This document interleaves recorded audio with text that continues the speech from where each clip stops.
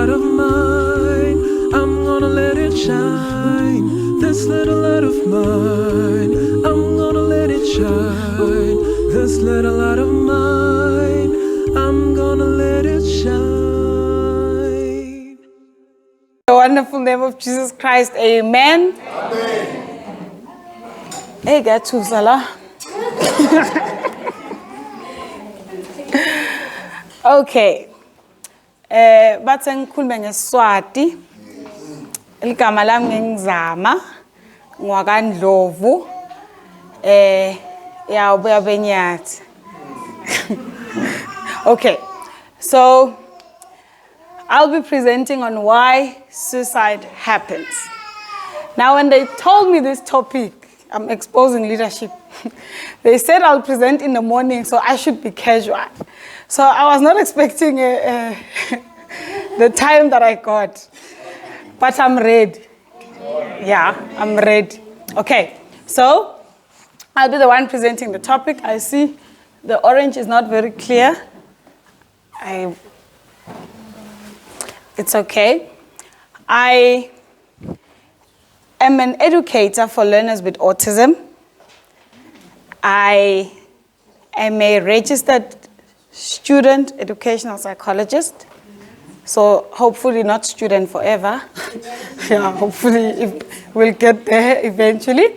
And I'm with the University of Johannesburg. I'm a fully baptized member of the Seventh-day Adventist Church. And I'm regular standing with the church. So you are in good hands, okay? Yes. Okay. Cool. This is the content for this presentation. Why suicide happens, and then there's depression. Then I'm going to explain depression from a biological perspective. I see Snowy. Hello, Snowy. From a biological perspective, and then we talk about preventing suicide, self-knowledge, coping skill, resilience, and then we conclude by, okay, so in all of this, where does religion come in? What is the story with religion? Okay, so yeah, your sermon will be on the last slide. This is the presentation. Okay, just to be safe, disclaimer, this is not a therapy session. We are not going to mend any wounds here. We might open them up, but I'm not promising to mend anything. So if you are not okay after this presentation, I advise you to go get help, or you can come to me. I'll refer you to people who will help you. But this is not gonna be therapeutic. Is that clear? Okay, I don't want you to sue me. This is not a one-size-fits-all. What is correct for you might not be correct for them. So you need to find yourself in the presentation. It's not necessarily directly, as I stated, applicable to you. If I say depression has a higher chance of causing suicide, I'm not implying that if you are depressed, you're gonna kill yourself. So that's what I mean when I say it's not applicable to everyone. And I'm not implying that if you're not depressed, you're not gonna kill yourself. So you need to listen to it critically, because they said in the morning it's a very difficult question or topic or something to discuss. But it has to be said. Someone has to say it. Unfortunately, the someone in this case is me. Okay? Then the last disclaimer is, ask for help if anything has triggered you. So after the presentation, if you feel you are not okay, you are welcome to ask for help. I will not help you. I will refer you to help. Is that okay? Good. Okay. So in the picture that you see there is what we're going to try to do today. So things happen in life, like one thing happens and falls, and then all the other things are falling, and like it's a array of things that are falling apart. So we're going to try to be this man in the middle who's trying to stop the pieces from falling further than what they had fallen. But he's not really necessarily picking up the ones that have fallen, but stopping the damage from here going forward. So unfortunately, if it happened that there was a suicide case that we could not prevent, it has fallen. We are trying to prevent them from today going forward, okay? Okay. So why suicide happens? In the morning, it was stated that depression is one of the highest suicide-causing disorders, okay? Before I explain what depression is, I'll just run through the other suicide causes that are not depression, but they are also causing suicide. So I don't want us to leave believing that depression is the only condition or psychological disorder that causes suicide, okay? The first one is conduct disorder. So conduct disorder is a disorder where you don't behave correctly. So conduct disorder is, I took this directly from the diagnostic manual just to show that it's not just depression that causes suicide. So a conduct disorder might cause someone to commit suicide. There's a substance-related or addiction disorder. So sometimes you killed yourself because of you overdosed the substance, but you had a disorder of substance or any type of addiction. So it could be that you were not on your mind when you did it. You were not intending to. You were not even suicidal. You did it because you were under an influence of a certain substance. Okay? There's alcohol use disorder. It seems that they believe that if someone drinks and drive, they are committing suicide. Because technically, what they're doing is endangering their life and they're still doing it. So that might come across as suicidal, because why would you do something that might kill you? So that's part of the alcohol use disorder. Then we have a borderline personality disorder. So what a borderline personality disorder is, it's when things are going well in your life, but you have the need to sabotage them. So that's a borderline personality disorder. Everything is fine. You just feel like it's too fine. And then you want to sabotage it. It's like when you've been working so well, and then you feel like, I think I'm too good at work, and then you just resign for no reason. You're just sabotaging your life. Or you've been studying for so long, and then you just deregister. No one understands. It's normally in line with a borderline. Borderline means severe, far from the normal spectrum. You are there, borderline. Okay, personality disorder. Then you can have persistent complex bereavement disorder. It also causes suicide. So what that is it says persistent, meaning it happens it keeps happening. It's a thing that is happening. It's not just normal bereavement or grief, where someone dies and we are sad. That is grief. But this one is complex in a sense that we don't even understand where in the grieving stages are you. You are just really complex. You're fluctuating so much that they can't even follow up. So it's high. It's most likely to cause suicide, that disorder. And then suicide behavioral disorder. That's another disorder. That someone is just suicidal. They can't really diagnose why, or it's just a thing of, I think these are the people who end up even killing themselves in the hospital, where they've been rescued, they've been admitted, they still jump off through whatever. So they have suicidal behavioral disorder. It is extreme like that, okay? We're going back to what is depression. I liked this guy's definition. It says depression is one, cruel disease. They are not acting. It's not a movie. It's a disease. It's a sickness. Bayakula.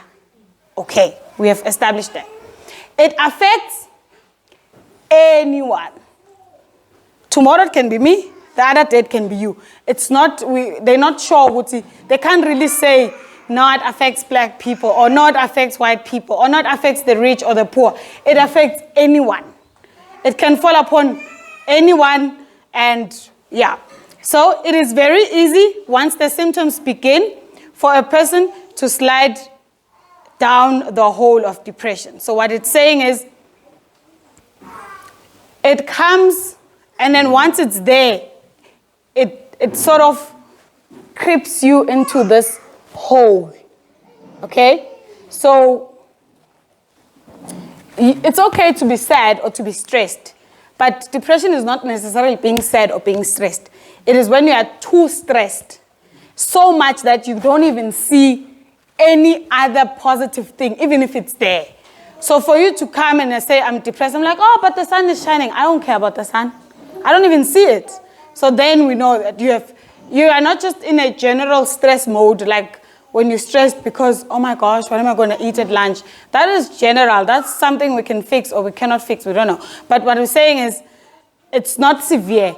But depression is when you feel like everything is bad. Even the windows are open, now it's a problem. Even the door is open. And you didn't even notice the windows were open. But because everything about you is in a dark hole, your whole view of the world is dark or negative as such. Okay. Okay, this is what I was explaining. It feels like a deep, dark hole where everything is falling apart and there is no way out of that dark hole except through death. So this is how you feel. This is not the reality. This is not how it actually is. But it's how the person is feeling, that there's there's no way out of this. It's like you've been convicted of a crime or you've been falsely accused and you feel like, I cannot go to jail. There's just no way. Rather I die. So you have decided that. But had you asked for help, maybe the lawyer was going to say, no, but you are falsely accused. This and this and this proves that you are not wrong. But if you are depressed, you are not in a state to reason outside of what you have for yourself on the table. Okay? So you feel like you are losing yourself and there's nothing you can do to stop it. You see, like that person or that picture that I put, like the person is losing themselves. And from the position, the hands are not active enough to do or to help or to stop what is happening. And then your general feeling is on the extreme. So you're not sad, you're very sad. You're not unhappy, you're just very unhappy. Everything is on the extreme when you are depressed. Now let's get to the brain. So the brain and depression. So when you have depression, okay, a normal person, or an ordinary brain, let me speak properly. An ordinary brain has chemicals that it secretes. Ne? So I will have dopamine, which is a chemical that makes me happy. I will have norepinephrine, which it also makes me happy. It's this one here, this one there. And then you have serotonin. Those are generally what your body secretes for you to be at a normal state. Okay? So now when you are depressed, or severe depression, when it's bad, this is what happens to your brain. It secretes less of the norepinephrine and it secretes less of the serotonin and dopamine. What that means, for instance, if we talk about dopamine is involved in movement and a person's feelings of pleasure and reward. So normally when you get depressed, you don't even want to go anywhere. You want to lock yourself up in your room because even that chemical that must give you the ability to move is now not being secreted that much. You are lacking it. And then serotonin has to do with your digestive system mostly. So that's why you see when people have depression, they either gain a lot of weight because now their metabolism is disturbed. The body is not digesting. And what people do when they feel like my stomach is a problem, they don't eat. So it's either extreme. That's why some gain a lot of weight, some lose a lot of weight, depending on how your body decided to react. So now, this is important for the next slide. To know that the black brain is the normal brain. The blue one is the one that is lacking all these chemicals that a general human, not lacking, but the body is not secreting enough. So you find yourself tired all the time because your body is not helping you or it's not coping with you. So the previous slides, brings us to medication. I'm not a psychiatrist, so I don't prescribe medication. But I refer people to psychiatrists. Then they will prescribe medication. Now, generally, the public believes you can just go to therapy and not get medication. Some believe you can just get medication and not go to therapy. I think you should do both. I would advise you to do both, but also you should do what works for you, using your professional's advice, okay? So, why medication? What happens with medication is they will give you the serotonin, that thing which you lack, that chemical. They will give it to you. It's like when you have low iron and they give you iron supplements so that you get iron. You have low serotonin, so doctor gives you serotonin so your brain has serotonin. So it's not that difficult. You don't have vitamin C, they give you vitamin C, so your body has vitamin C. So it's the same application. It's just that when it comes to mental illness, we take it with our heart. Antidepressants. Well, yeah, they're antidepressants, but they're really just adding on the chemical that you lack. The same way you would add on any other chemical that you lack. So, that give you serotonin, it's the most common one, that's why I put it there. And then so I would advise people to, if the doctor prescribes, to take their medication. I do not advise you to Google antidepressants and then go buy at Clicks and drink them. Because now you don't know your level of depression. You don't know your levels of serotonin that is not there for you to supplement. Thinking you have too much serotonin and you're stuck.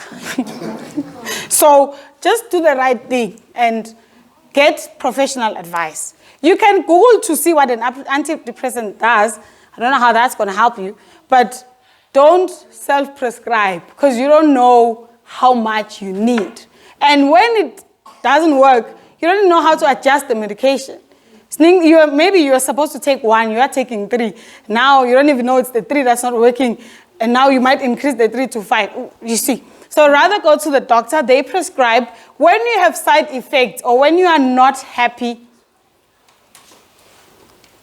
with the pills, you must go back to the doctor and they must readjust. You don't quit medication because you are not happy with it.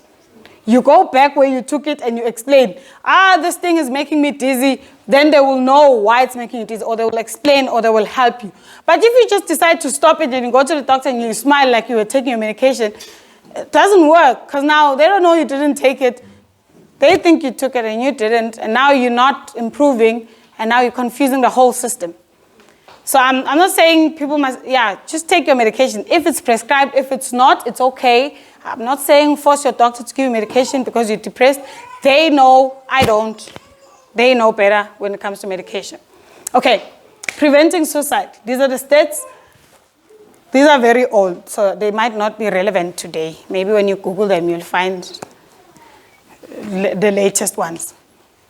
So suicide is the second causes of death for young people between the ages of 10 and 24.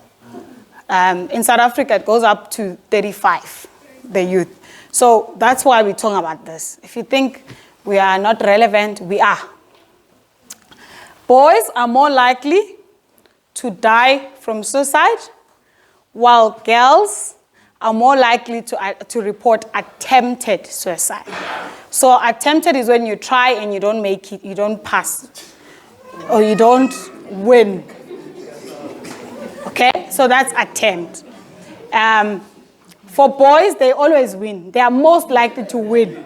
They're most likely to win. So girls, also I think it's because of the methods the different genders choose to use. Girls will try cheek and handy, so they're not really gonna die. Yeah, they're not gonna die. You know the Satan story, the snake, you won't not surely die, yeah. But the boys are very, boys surely die. They're extreme. They will hang themselves. They will shoot themselves. They will be on a train you know. So it's normally extreme so much that the chances of survival are very slim. But for girls, yeah, there's hope. Yeah, we don't, we're not that brave. Okay, 17% of students seriously consider attempting suicide in the last year. You know? So this is very unfortunate. I don't know why, but it's the stats. It's happening. So you know, if you are going to your final year, if you're doing your final year, you must just hold yourself and try to. Okay, let's try and move a little bit faster. So how can we do it? One, this is how we're preventing it now. This is the presentation. We build resilience early. So we have prepared the students that at your final year, it's harder. You are most likely to attempt. Now you are aware. So by the time you are doing your final year, you should at least be, when you feel it, you must know. Zama mentioned it sometime when I was like 12 or 13. Okay? So we try to build resilience early. How do you build resilience? I'm probably touching on the following slides, but it's okay. How do we build resilience? One, you need to have a support system. Human beings don't survive alone. As much as we would want to think we are superheroes, we are not that powerful. So it's okay to have a friend or two, a family, mommy, daddy, church members to talk to. Not to be a therapist, but to just vent out to. So that if I say to Tlopsi, I don't want to live anymore, or I want to sleep forever, or all these suicidal threats that people say without actually saying them, then she can do something, because she is at a state where she can handle what I'm saying. But I cannot help myself, because I'm not even aware me saying I want to sleep forever means what. Because how exactly are you going to sleep forever? Because, you know, so it's good to have a support structure or somebody to go to when the need arises. Sometimes it's not even big. I remember the other time, when I was first year, I bought 2 cups. They were really nice. They were like, they had coffee picture and beans outside. They were nice, guys. They were beautiful. And then 1 cup broke. A visitor broke it. And then my cups were really nice. But I think because I still had the other one, I could survive. When the second one broke, I lost it. I really lost it. I know this sounds really small, but I called my friend, I'm like, friend, I broke my cup. And she's like, oh, Shem, askis nan. And then when I told my mom, I was like, I can't wait. How about So it's just good to build rapport. Sometimes people will call you with the smallest of problems, and you're like, manju kwatele logo. Because it really feels like, really? Like you broke a cup, buy another one. Cups break all the time. But mine were nice. And I haven't found them since they broke. I've accepted, but it still hurts. Okay, prevention. We said number 1, we're building resilience. We build a support structure. You have people to talk to. You take care of yourself. You make it a habit to take care of yourself. Now, prevention, we reduce the risk prior to a life-threatening event. So, this is going to sound strange, but I'm going to say it. There was a lesson that we did a while ago. I think it was during COVID, during lockdown. And the lesson was talking about, it was on Ecclesiastes, and it was talking about the time for everything. And that lesson was very serious on explaining the time for everything. And in the questions, they asked, why do we know there's a time for everything? But when a time for something comes, we don't allow it to happen. And in that, the writer was implying death. It was not a niceness. I remember because we were all sitting in the dining room, and it was really awkward to discuss this topic. So they said that there's a time to be born and a time to die. And then then they were asked the question, so why do we not, we know there's a time for everything, but when it happens, we don't want to deal, or it doesn't sit well with us. And my dad made a very unusual comment to say, yeah, we're like, Papa. So when it happened, now we're all like, Shuti vere. He meant like, so it's not a thing to just accept and move on with. It's difficult. But they're saying here, we must reduce the risk before the actual threat. I know there's nothing we can do or say to prepare you for a threat. I mean, how do we prepare you? You know, you could have an accident. So then what? What must I do? Must I now not drive? Must I not? You see, so it's very difficult to prepare for a threat. But it's not bad or wrong for people to be aware of things that happen at certain points. For instance, if you're at school, the chances of you failing are there. It's a thing. You might fail. Also, you might pass. So we don't know where you will fall into. So we don't want people to now, you have failed matric, now you think I must kill myself. We must tell you now, once you are in matric, there's a chance that you will pass. There's a chance that you will fail. There's a chance that you will pass with a higher certificate. There's a chance that you will pass with a bachelor. It's a thing that happens when people are in matric. So that by the time people are there, it's like we have prepared for the risk. I think I mean when I say prepare for the risk. We're not saying prepare people to fail or encourage their failure, but can we at least, can they be aware of this? Can it not shock you? I remember when my brother failed second year, it was the first time in his entire life failing a thing. Because he was those 7 distinction students from high school. When he got to varsity, life happened. And then it's like, Zama food. Because, so now I spoke to this person, he's doing CTA. She said to me, I'm willing to fail it 5 times. And I'm like, wow, this is actually negative, but very positive. The person is saying, if I fail, okay, I'll try fail again. But chances are they might pass before they get to 5. Because they are aware of the risk and are prepared for them. And by the time they fail, they're not going to sulk about failing. They're going to wonder, why did I fail? And then they try fix that because they still have 3 more attempts of failing. So I think that is a very negative but positive way to approach life. So that when failure happens, you know, I still have another chance. I don't know what happens when they get to 5. Don't ask me. But hopefully they don't. Or maybe you can increase it to 10 or 15 so that you have prevention. So we are preventing the risk before it happens. Okay? Intervention. Intervention is when now the risk has happened. So you have failed or they have dumped you.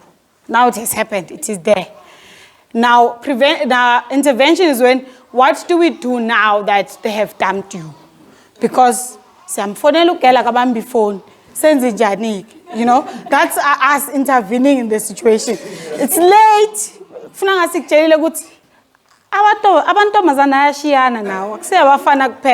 But we didn't, and now we are here.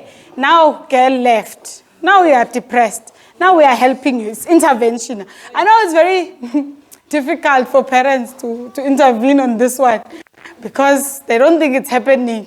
Now it's happening, and then now they must intervene on a thing they didn't know was happening.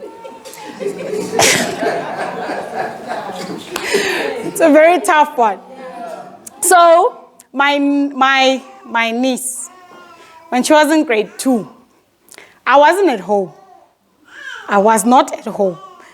I was working in a different area. So she's in grade 2, she's 8 years old. They found a love letter in her bag. It's normal for 8-year-olds. People get their first crush. Yeah, they get their first crush at 8 years. If you haven't seen the letter, you haven't looked. It's there. Okay? So they found the love letter. All the grade 2, grade 3, all of them are on love letters. It's a thing that they go through. It's normal. And this is what the letter read. I should have taken a picture of the letter. The letter read, "Hello, Dominic. I love you. Yes or no?" So she was the one tailoring. When I got home, guys, it was chaos. Everyone was shouting at the child. I'm like, the child is 8. What you are thinking is not what the child is thinking. And now because you are shouting, you will never know the story. By the time I asked me, what happened? Hi, because I want to know. Otherwise, you can't prevent what you don't know. Because you don't even know how bad this is. So I eventually got to her. She told me, Nitsi, so did you write to all of them? Or did you just write to Dominic? I didn't write to all of them. Okay. Who did you write to? I wrote to Dominic. But why Dominic? Because we were group leaders together that week.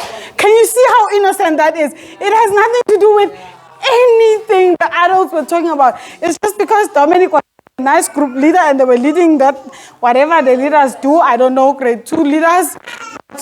So now that means I have won in the sense that when she's older, I can ask, do you have a boyfriend? Because everyone else was like, hey, we don't even want to hear that in this house. I was like, I want to hear. Then she told me there was nothing to it, guys. They were leading together, just grade 2 things. But now I'm warning you to say, for the intervention to be possible, you need to be trusted. And you need to not judge. I know it sounds wrong for an 8-year-old to write a letter to boys, but how are you going to stop it if you don't even know why the letter was written? Or how are you going to help the situation? Now, that is just at 8 years. It grows to 13 and 16 and 19.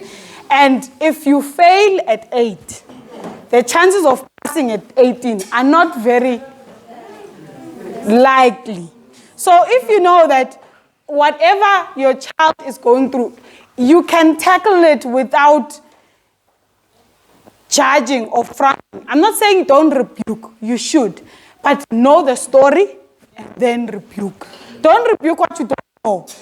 Because now, there was a time I was standing, I was younger. I don't have a watch. There was a time I was standing.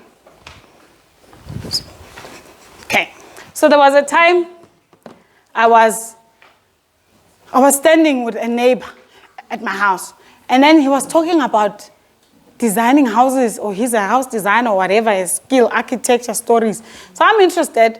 I think I was at grade 10 at that time. So I'm career things, guys talking. Okay. Then we were done with the conversation. When I walked away, my dad came from somewhere.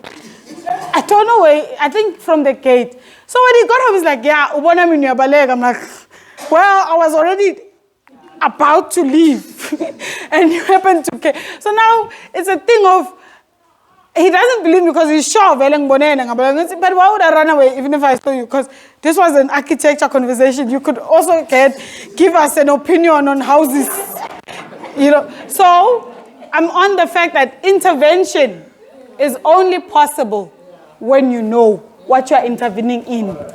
It is possible when you have opened your ears to listening first and then coming with a verdict. Otherwise, the judges wouldn't have to listen to the lawyers arguing. They would just come in and be like, okay, this one is wrong. So it's a skill to learn, to listen, and then try to fix whatever you are hearing that is incorrect, or try to advise what advice is needed. If I'm just telling you my cup broke, don't advise me on cups. I give advice. I want you to sympathize with the fact that I don't have a cup and it's the only one that was at the shop, now it's not there. Okay, so that is intervention. The last one is postvention, support and healing after a suicide loss. So this one is This one is harder. So that's why if we do the upstream prevention, we do the prevention, we do the intervention, we don't have to get to the sadder one, where now someone has actually taken their life and we have to mend those broken hearts. It's harder because grief on itself is difficult. Now you have a grief that you don't even know why it happened. It's bad enough to know they died of cancer, but now they died and you don't even know why. They were healthy. Yesterday we spoke to them, they were in the car. Tomorrow they got. It's a lot more difficult to answer questions or to try who doesn't even know why the loss happened. Because I think that's where most people get stuck, where they try to understand and there's nothing to understand. Okay, I'm moving fast. This is another way to intervene. You ask questions. If someone is saying ambiguous sentences, this life would be better off without me. Don't just listen and then move on. What do you mean? Do you want to die? Oh, how are you going to die? Do you have a plan? Because sometimes people say these things and they don't have a plan. They're just sad, which is okay. We're allowed to be sad. I've had a friend who said, I want to kill I want to die. I'm like, oh, okay. How are you going to die? I'm going to jump off a cliff. Where? In Cape Town. Okay. So when are you going to get to Cape Town? or is there a cliff, around Joburg? No, I want the Cape Town ones. Okay. So then from there you can see, this one is going nowhere. Cape Town.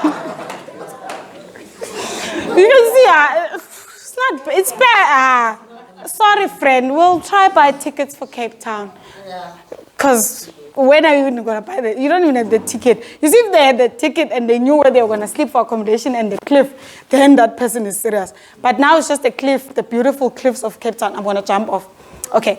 But here's another one who said to me, they're going to die. So this is what happened. A lot of people in this person's life have died. Their granny, their mommy, their uncle, literally everyone in the house. She was just left with the brother. And they were not joking. They were very serious. They said to me, they want to die. They're going to do it. It doesn't make sense how they should be grieving all these people and they are still alive to grieve all of them. And I asked, what is the plan? How are we going to do it? This is what they said. The train by my house passes at 5 o'clock. If I am there 5 to 5, it won't miss me. That is a clear plan. This person is not just babbling and making conversation. They are very serious. If they say to you, the Rectex at my house is in the second cupboard, right behind the sink, and it stays there, then you know they are serious. If they say, Rectex, oh, do you have Rectex? They sell it. How much is it? I don't know. Okay. It's not bad. So you see, so basically by asking questions, you are assessing how bad it is. So if you're not strong enough to ask the questions, you can refer to people who can ask the questions. So you don't have to stress yourself. Now you can't sleep because someone said these things to you, So ask the questions and then keep them safe. So you have asked the question. They told you it's the red text, it's in the second cupboard. And now you're going to ignore that the red text is in there. And then you open the second cupboard, you find it. This is where you can do something. You either move the red text, you alert the people in the family that this red text is a danger, or if it's a gun, they lock it up in the safe. If it's the 5 to 5 story, they keep them in the house because 5 to 5, it's not safe for her to go out. Okay, so you keep them safe. Whatever they've told you, you keep them safe. If you are a teacher, I may advise you, don't say to the child, I won't tell anyone. Ne? Say to them, I won't tell your parents. In that way, you have protected yourself. So if the child is suicidal and you say, I won't tell the parents, you can tell the principal or the HOD or whoever, they tell the parents, but I didn't tell your parents. I kept my promise. I said I won't tell your parents. I didn't say I don't tell anyone. I told the principal. And the principal told your parents. But you can still trust me because I kept my promise. Because I didn't tell your parents. So you try to be strategic. Because if you don't tell anyone, that means nobody must know. But if I tell principal is principal. You can tell them. But so even especially when you're working with children, they easily lose trust. So you need to be very smart with them so that you're still right, even if you are helping them. Okay? Then it says, be there. Listen carefully, acknowledge their feelings. Just listen. And sometimes people don't need advice. They just need to be listened to. Then when you have listened and you have acknowledged that, because sometimes you find someone struggling with grade 5, you're like, grade 5, Tina Beskatas pace, what are you guys doing that is so difficult in grade 5? Or grades like grade 10, grade 10, I remember we're all passing. I don't even know what we're doing, but we were passing. But now when someone is struggling, they don't want to hear your life story and how you passed grade 10. That is not the reason why they came to you. They want you to listen to their story. And from what they say, you can hear where the problem lies. Either they're always busy with their friends, they don't have time to study, they have too many chores to do at home. Then you can hear from the listening, oh, I think the problem is time management here. Don't just say, you know what, if you're going to stay with boys, you're not going to finish your homework. But they didn't say the problem was boys. The problem was passing, meaning the problem is school work. So if you fix the problem and it's time management, then you might get to helping the person. So just listen, be there, and very important, pray for them. Amen. You know why? Because they cannot pray for themselves. They're not in a state where they're going to ask God for help. They don't even think they need help. So you can even pray with them, but don't expect them to pray for themselves. You must pray with them or pray for them. The friend of mine that I said told me about a 5 to 5 story. There was nothing I could do, guys. I didn't have their parents' numbers. I didn't know where they stayed. Literally, the only thing and hope I had was God with this situation. Because from all I had, there was nothing. They were staying far, far, far in the Northwest. I didn't know the family. It's a friend from school. You know, it was a tough one. But prayer works because my friend is still alive. And God did it. I don't know how. To be honest, even today, I'm not sure what happened there. But God did it. And then help them connect. Now they've told you they're struggling with school. Get them to the right tutors, if it is tutoring, or another fellow classmate, or anything that can help. Don't just pray and stay in your room, because now the child is still failing. Okay? Or the person is still dumped and hurt. What are teenage problems? But they're still struggling with that. They're still pregnant and carrying a baby of an unwanted baby for that matter. So you need to connect them to the right organizations. If it's unwanted pregnancy, you connect them to mother and child. There's an organization there. Then they will sort of help the person understand that it's okay. You're going to love your child. You're going to be fine, whatever. But you're not going to just say to them, it's okay, and then you leave. So you try to connect them or refer them. If you don't know, you don't have to know everything. You can ask, you can Google, you can just need to leave them with help, okay? Stay in touch with them. So you can check up on them. How are you doing? Did that organization help? Did you end up calling this and that, you know? So those are the 5 steps. We ask, we keep them safe, we are there for them, we help them connect, and we keep in touch. Okay? Okay, these are the warning signs that people experience, and the burdens, and the pains, I'm going to pass. I have the slides left there by Sandy, if you need them. Another important one, you need to know yourself. Are you listening? You need to know yourself. I shouldn't be like, you don't look okay, and you're like, I'm fine, and you're actually not fine, and you're also not aware you're not fine. Because now you're causing confusion. I'm like, but you're not fine. Even your voice is different, but I'm fine. So I'm wrong? So you need to know yourself. Because you are the best person to help you. You are the best person to help you. I can help you, but I can't help you better than you can help yourself. You know exactly what's wrong. You know how possible ways to fix it. Maybe you don't know all of them.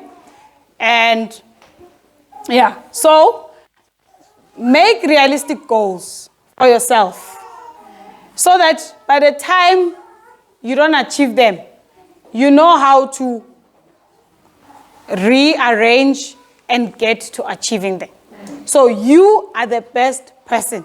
You can always consult or ask for advice or ask other people, but they cannot help you to dream because they don't know what you like or your dreams in general, okay? Know how to cope with difficulties. Like that person who said the only way they will cope with failure is to plan to fail more than once. So that for them, that's how they're going to cope. But you might be coping differently. You might want to be singing because you are sad. You might want to eat ice cream. You can eat ice cream, but after ice cream, you go back to the drawing board and you get things done. So you do what is best for you. That's why I said there's no one size fits all to say when you are sad, let's all sing number 269 will be fine. It works for me, but it's not going to work for you. So you do you. When I'm sad, I go swimming. It works for me. But now you go swimming, you drown. Now we have a new problem. Okay. You can read verses or promises of God to try boost yourself, if that helps. Important, you need to rest. If you are tired, there's no other solution but to rest. If you are burnt out or you're feeling like it's too much, you need to rest. Okay? It's even better if you have the Sabbath. Then you're sort of reminded to rest. Like, it's a thing that you have to do. Because, unfortunately, humans are not made to be machines. Whew, this is a lot.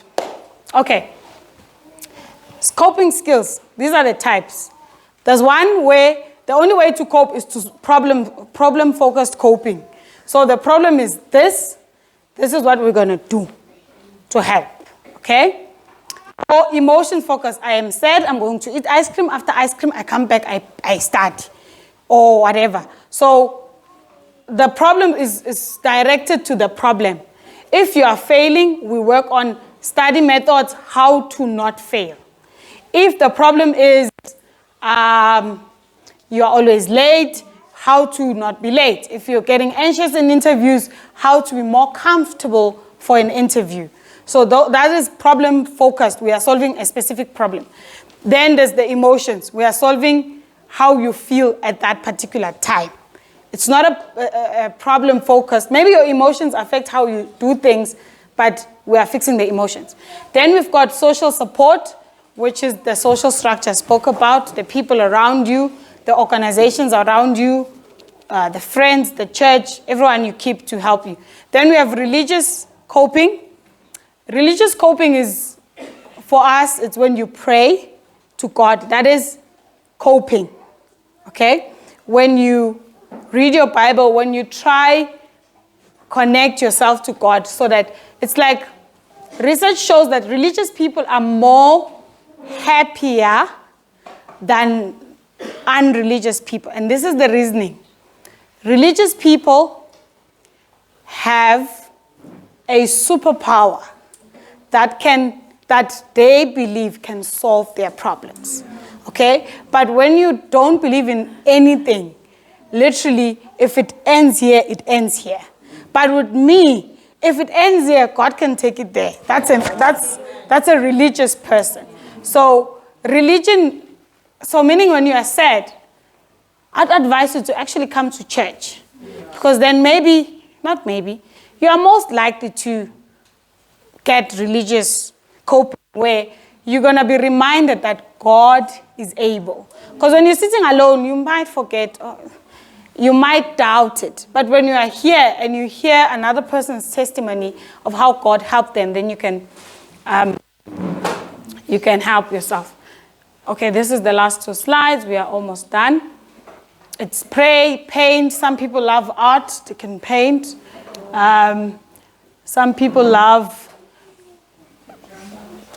journals. I keep a diary, but I don't really write. Dear diary. I don't know. I just write it to say what happened that day. So some people prefer to talk to a friend, someone to be playing games, dance, and all that. Exercise is also a good way to cope. Taking a bath. I know when you're stressed, you don't think this is important. Taking a bath is very important. And it's going to relax your body, and it's going to just, help you calm down. So you read a book or anything like that. Think positively, they say. If you are cognizant of what you are thinking, you are controlling your thoughts. So if you are deliberately saying, I want to think of positive things, you want to think of positive things, then you are most likely to start noticing the other positives that you were not even noticing before you decided to think of positive things. So just try it. It will work. Okay, here's our sermon. It's 13:28. It shouldn't take more than 7 minutes. Okay, resilience. This is what resilience is. Learn from your mistakes and failures. Okay? Choose your responses and build self-confidence. So how does that work? Listen to me. Every time you make a mistake, make it a point to learn from it. Because it's even more difficult to deal with a mistake you've done before and you're now repeating. Because now it's like you're not learning from your mistakes. Okay? So, let's look at David. David says, he goes to God's camp. They have a big giant Goliath who's busy mocking God's people. He goes there to take food. When he gets there, he finds soldiers armed for war. Even Saul armed. But Saul is failing to use that which he trusts against Goliath. Instead, he says to David, take my armor, wear it, do what I can't do with it. That's what Saul is saying. He's having the armor.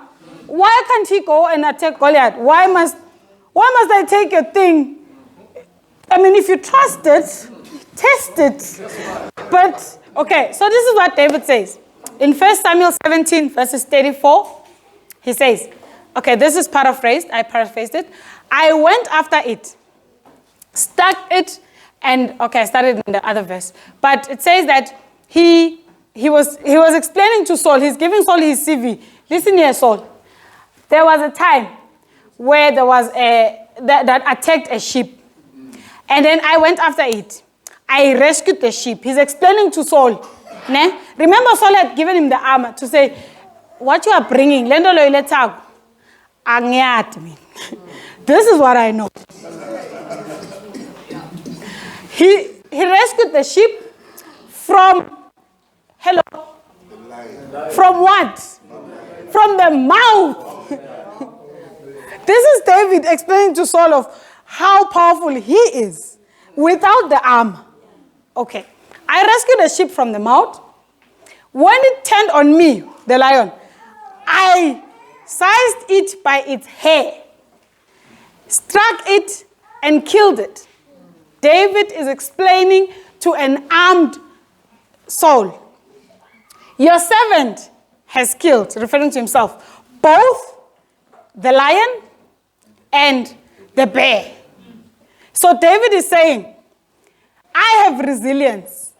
I have won before. I know I can win now. Because it is important to know what God has rescued you from in the past. Because that will help you get over what you are dealing with now.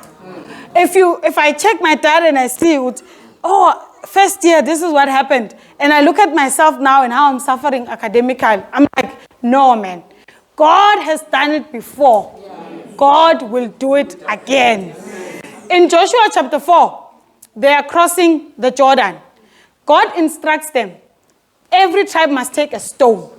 And this is why, because the people that come, the next generations, must look at the stones and know that I, the Lord, have opened the Jordan.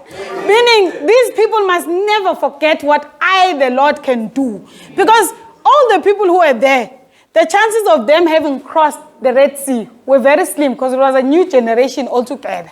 So they had that God can open a sea, but they were not really sure. They had to re-see it. Now, those who could not see that had the stones to see that God once opened the Jordan and we walked on it. Okay, so that is resilience. Resilience is saying to yourself, I've passed through so much, I can pass through this as well. Okay. Finishing off resilience.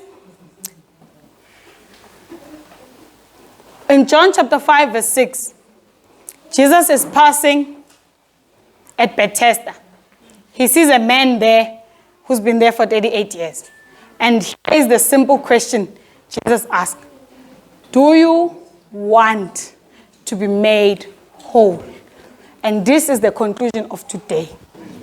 God can make us whole again. He's done it before. We have his track record where the man stood up and walked, having not gotten into the pool or into where everyone else was getting in. But God is capable of doing it. Now, are we the first ones to go through difficult situations? No. If you look at John chapter 18, verse 13, Peter has denied God 3 times. And then he realizes that he has denied God 3 times. This is what he does. He began to cry bitterly. Sandy. Okay, he began to cry bitterly, and then this is recorded as Peter's final repentance. So what happened here is, after Peter realized that he has sinned, he was brave enough to go back to God and cry to God.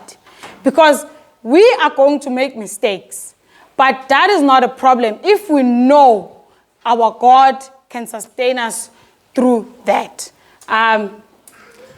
These are the last verses just to capture for yourself. So what is our job or our duty as a church? Our duty as a church is to carry each other's burdens so you will fulfill the law of Christ. That is Galatians 6, verses 2. So we are here to help each other, to carry each other's burdens, and to get to where we want to be health-wise.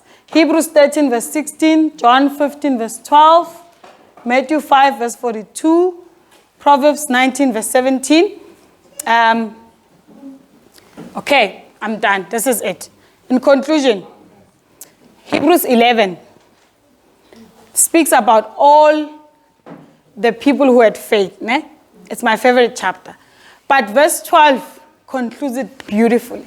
It says, now, encompassed with such a great cloud of witnesses, meaning people who did it and it happened. Meaning we can copy from them. The people who have done it, we can also do it. Suicide is not an easy thing, but encompassed with so great a cloud of witnesses. Let us lay aside every weight that so easily besets us. And then let us look unto Jesus, the author and the finisher of our faith. Amen.